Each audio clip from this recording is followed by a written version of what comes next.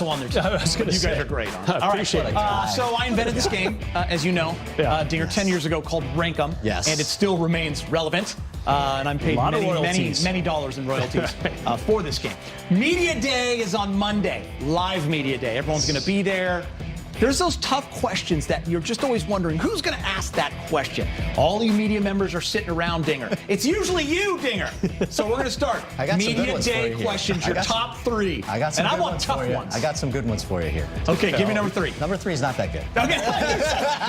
What just happened? The other ones are good. Number 3 is, I'm curious, honestly, how is Darvin's defense going to be so much better? I want some explanations beyond just, basic, we're going to try harder, we're going to give multiple efforts, because you don't reinvent defense in the NBA. We know he's just basically going to run the Bucks defense, which is 4 out, 1 in. So we know the system.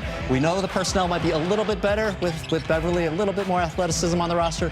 But how are you going to make it go from what it was to what it needs to be a contender? Because, by the way, it was best in the league for 2 years, and then it fell off, and we know why. That's fair. Different personnel. That's fair to bring up. Right? Okay. Yep. Good question. Braz, what's your first question out of the gate? Who's been working on their threes during the offseason? I have to get to shooting in there. I mean, look, they were bottom 10 last season in three-point shooting. Is that your nice way of asking this question? Okay, I think so. Yeah, who's looking good so far in the offseason? I mean, and you lost your best three-point shooters. You lost Malik Monk. You lost Carmelo Anthony. So is it going to be Austin Reeves stepping up? How is Cole Swider looking? I mean, he was 53% from 3 in Summer League, whatever that means. But, has Russ been working on a little bit? Who's been working on their threes? Let's see it. We're going to find out soon, guys. Dinger, number 2. Number 2 is Anthony Davis a changed man? Well, there's a lot of layers to that. Ooh. I mean, I'd say this. Unpeel the onion this will dictate the Lakers' fortunes more than anything. Are you asking AD this, or are you asking Darvin?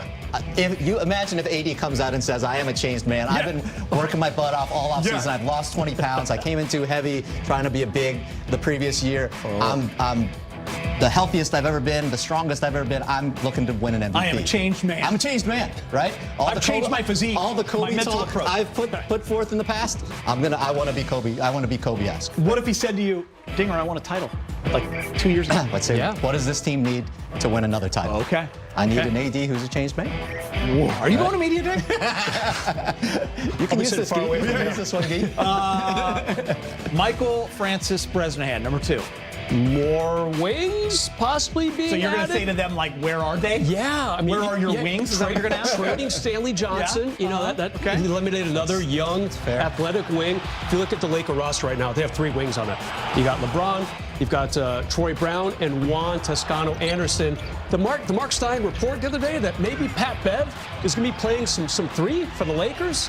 He's 6'1", guys. So are there going to be more wings on the way? You're more of a boneless wing guy. Do you even have the right to ask that kind of a question? I try. Please don't hate me, Ding. I go for like the chicken tenders instead of the wings. Just about who goes for that? I mean, I'm not gonna lie, boneless wings are good, but they're like that's like cheating. That's like cheating. It's not even wings. It's not even a wing. Yeah, it's like a Pat Bev wing. Touche. All right, Dinger. All right. Number 1.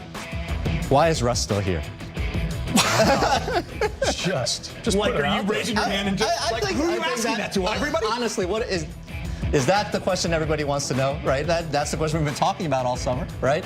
So I will answer it on my end. From what I understand is that things were lined up, and there's a possibility if Donovan Mitchell had gone to the Knicks that the Lakers were going to get into that. And when it didn't happen, then the other options did not manifest. Do you have a couple follow-ups to that too? Just depending where they lead you. I think the answer I just gave you might be better than anything that this question is going to elicit on Media Day. But ultimately, he is, and so you have to move forward. But I think it's curious. That's what we've been talking about all offseason. Tough question. Legendary beat writer. Long-time Laker beat writer, Kevin Diggs. Rez, I have a feeling yours is about Russ, but maybe different? I don't know. Yeah, a little different. Like, I understand why he's still here. He's got a big salary, and it's kind of hard to make that matchup. That's not a good answer, Rez. Why is he still here? And draft picks and whatnot. There's a lot of reasons why he's still here. So what's your question? My question is, my statement is, it looks like he's still going to be here. So is he going to be starting? I think he's here. It's almost irrelevant why he's here. He's here. I'm taking a very zen approach to this. Phil Jackson once taught me that you can't change where you can't change. That didn't sound very Phil at all. Yeah. But he's here. Is he starting? Is he starting? Unless he gets traded over the weekend. But if they look at you and they say, well, yeah, of course he is. Or would you be okay? Okay, that makes sense to me because I think Darvin wants to get off on the right foot with Russ. He's been talking him up all offseason. They have a good relationship so far. A lot of conversations between those two guys.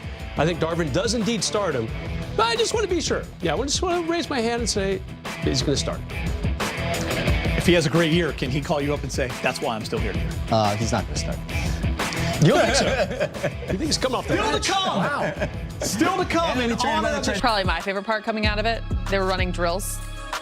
Drills by as in like walkthrough plays, you know. Moving half speed. Being legends. There's a couple screens being set there. Allie, are you like me? Can you not wait to see him and you have so many questions? Okay, having said that, you have a guys lot of just questions, right? ranked your like actual questions for Media Day. Yeah. This is what everyone wants to know. Yeah. Like, aren't you? What do you want to ask Big Game? I don't know. I just have so many like just the fun of it, like what they do, like the stories they told, like. What were you doing in the woods when you came out? Yeah. Where did it come from? You know, by the way, What was in your pineapple? you know he's the star of Backstage Later. He is going to be the star of that show. I didn't see any stogies. A little disappointed with that. There'll be but stogies. I'm sure there'll be some. But yeah, Ali, I'm with you. Like, what was in that pineapple that they were all drinking? I know he said pina colada. He sang the song, but I want to know more about what they were drinking on this trip because it looked like they were having a really good time. I think we need this backstage segment to get some details. I'm disappointed this wasn't promoted more in advance. Like all of a sudden it just happened, and everybody was there. Like what happened? Like they should have pumped this thing They're up. going to, guys. It's a secret. They don't want it's their thing. And then now that it's over, it'll be pumped up. Could you have flown out to Remember, Maui? they're from that era where social media didn't exist. Yeah, They it's didn't feel not like they like had to tell anyone. We need a little PR. Great point. Having said that, we talked the reunion, but time to show you why this team was worth the trip. We're going to go 5-piece with some vintage Showtime Lakers. I know you guys are excited about these. Coop. Michael Cooper. Koopaloop. Coop should be in the Hall of Fame, Allie. Nice uniforms What's that? on the Nuggets. Coop should be in the Hall of Fame. Say it louder. People in the back. Michael Cooper, 5-time champion. Get him in the Hall of Fame. Then they're gotta retire the number 21 as well. Just Stick stuffing right it in Bill Hanslick's face right there. This is great. How about this one? In Boston, AC Green puts I remember this one. Larry Bird on Bird's a poster. face. Yeah, you don't get Larry Bird looking Dude, like he that. treated him like James treated that pinata that night, Allie. I thought you were going to say the way he treated a epic pina colada. moment. Oh, Larry was never the same, guys. Larry's reaching for his face at the end of this one. Look at this. Back problems for the rest of his life Because of AC Green. his career. Yeah, there would be a little Cap. blood on that one. On this one, fakes the heck out of James Donaldson. James Donaldson had no idea what was happening. Bill Walton, he was Walton's too there. late. But Walton, look at the mobility. By the way, Terry was Cummings. such a good athlete. People don't. I mean, he was so fast, So smooth good. footwork. Look at the hands. Yes. Ellie and I were talking about this the other day. He is the all-time leading scorer, never made a three-pointer his whole career. I mean, that's Well, Ellie's stat. I never Shoot, thought the about way he's this from faking that people He had out, one, he right? didn't need to. 38K. No, he had one. Did he Our have one? guy. I don't know if he did. 38K points, right? That's crazy. After this, James Worthy This one's great. puts the Warriors in a spin cycle. You know what's great? In college, we would play NBA 2K and whatever it was back then, NBA 94.